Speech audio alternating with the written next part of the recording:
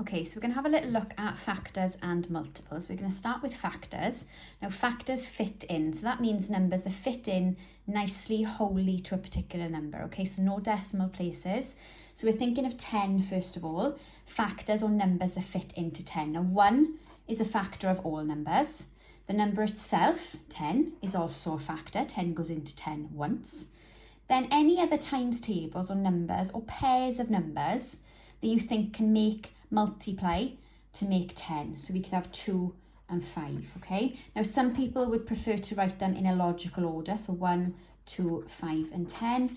In an exam, it doesn't matter which order you put them in, okay? You can write them as you think of them, but it might help you to think of them in a logical order, okay? So go through your numbers in turn.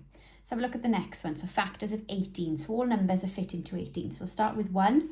Then we think about our 2 times table. Is 18 in our 2 times table? It is, so that goes in. 3, definitely. 3 times 6 gives me 18. 4, not so much. 5, definitely not. 6 is there. If we think about these two numbers, 6 and 3 multiplied together give me 18, so I know 6 is a factor. 7, definitely not. 8, definitely not. 9 multiplied by 2 gives us that factor of 18, so 9 and 2 go into 18.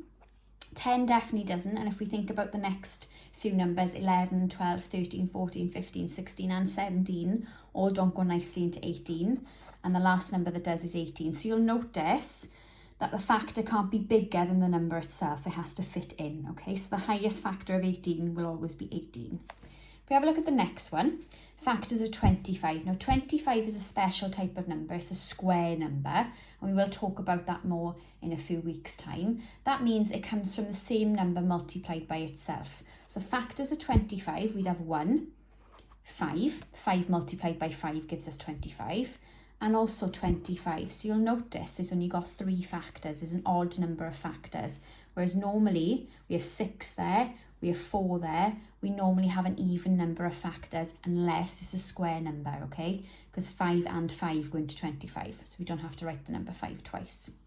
If we have a look at multiples, we're thinking about times tables for multiples, okay? Multiplication or times tables. So list the first 5 multiples of 2. So what that means is we're going to list the first 5 numbers that appear in the 2 times table, okay? So we've got 2, 4, 6, 8 and 10, and we can stop there because it only wants the first 5, okay?